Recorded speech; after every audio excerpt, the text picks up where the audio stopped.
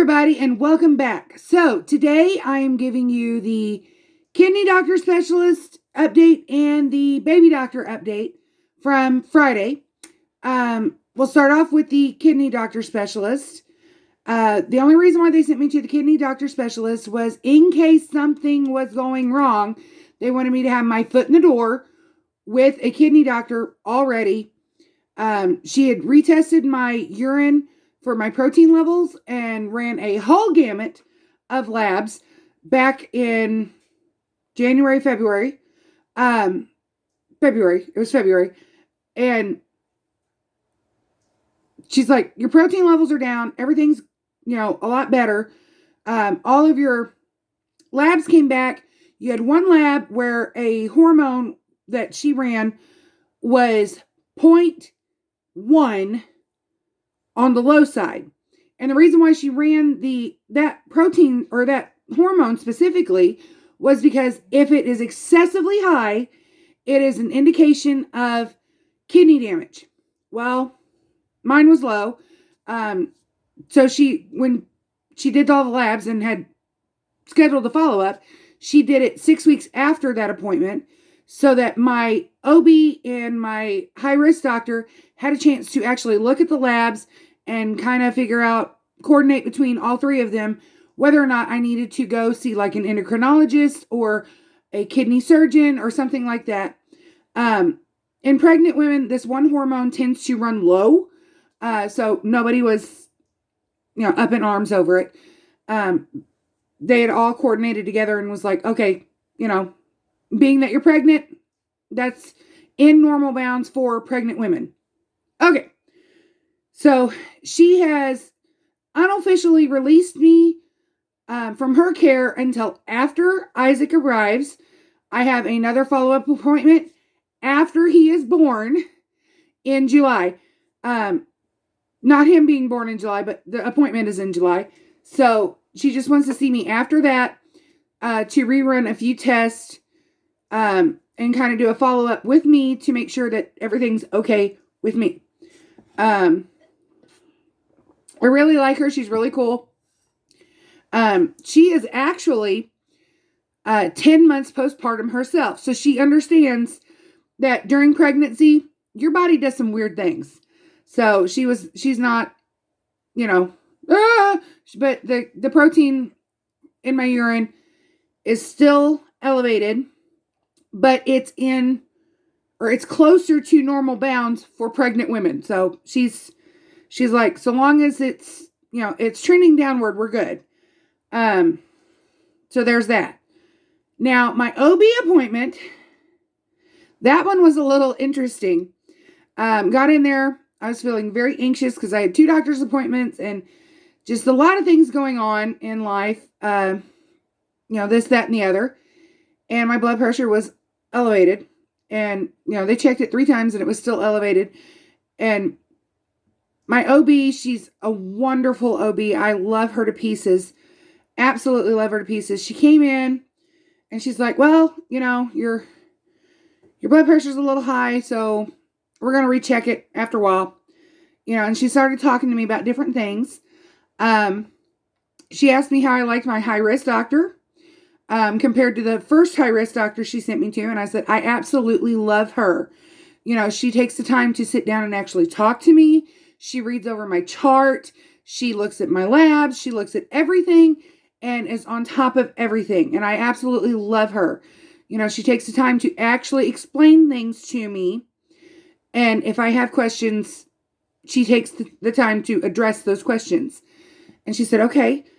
She goes, now, did she talk to you about how they're going to start the non-invasive stress tests on Isaac in April? And I said, yeah, she did. I said, well, she didn't call it that. She said, I'm going to be hooked up to monitors for like 20, 30 minutes and they're going to watch his movements and things like that. She goes, yeah, that's what it is. She just, instead of using the big medical terms, she just put it in plain English. I said, well, that's fine. I said, figured that's what it was, because she's really thorough about going over my care plan with me. So that's going to start in April, just to make sure that he is doing how he's supposed to be doing. We talked about my Braxton Hicks. And she goes, well, she goes, actually, the patient I saw right before you, she is in her early 20 weeks. That's how she put it. She put early 20 weeks. And she's already having Braxton Hicks. So she goes, it's perfectly normal for you being at this point in your pregnancy having Braxton Hicks.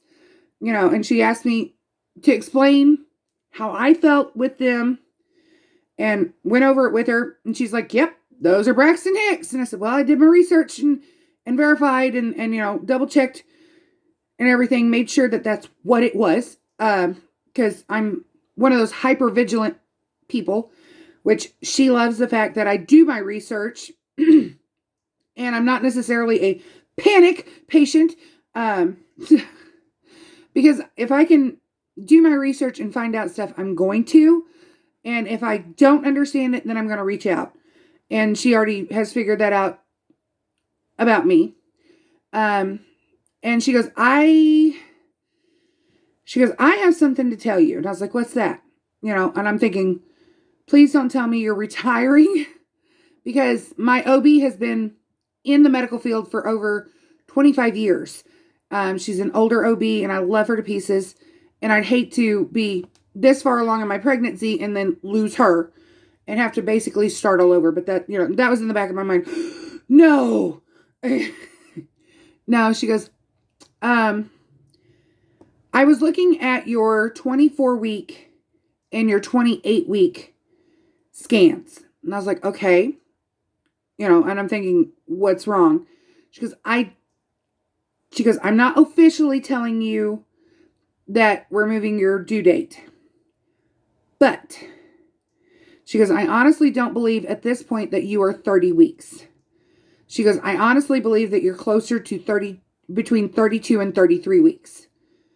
And I'm like, okay. She goes, based upon the rate of growth between him and your fundal, which is the abdomen, from the breastbone to the pelvic bone, that growth. She goes, I honestly believe that you're further along than what we set as your due date. And I'm like, okay, where does that put us? And she's like, well, the last week of April, the first week of May, second week of May, you're due the third week of May. She goes, if you go into labor the last week of May or last week of April, I'm comfortable with that. Because I think that would put, that puts you 3 weeks ahead. That would be around the time, if you're actually 3 weeks further along in your gestation, that puts you're 40 weeks then. So I was like, okay. And she said, I got a question. How prepared are you for baby? How prepared are you for Isaac? I mean, she calls him Isaac, which I love that.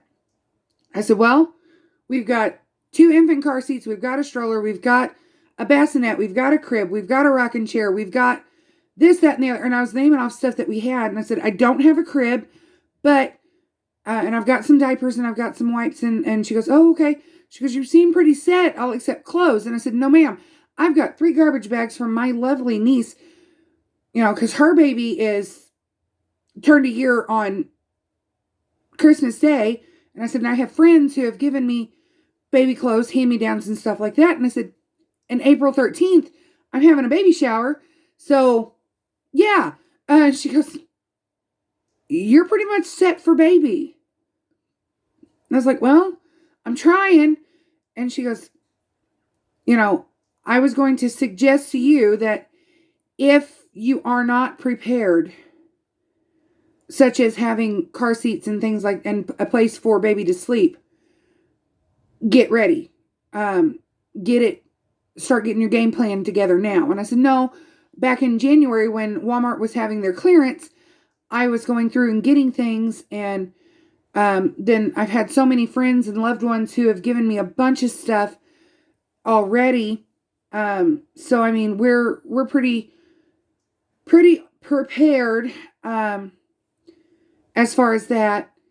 And she goes, okay, good. And she goes, now you might want to get started preparing, what do you want to bring to the hospital? Things like that. And I was like, okay, all right. Because here's the thing.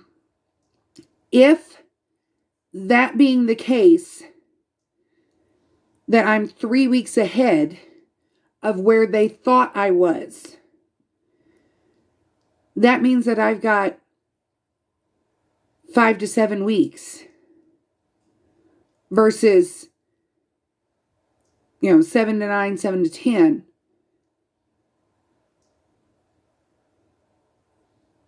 I mean, that's like nothing.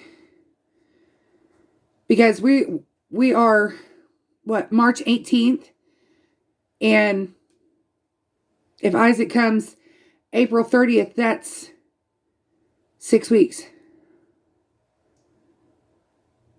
7, so yeah, it's getting real for real. Saturday, Josh and I spent time and set up the cradle and the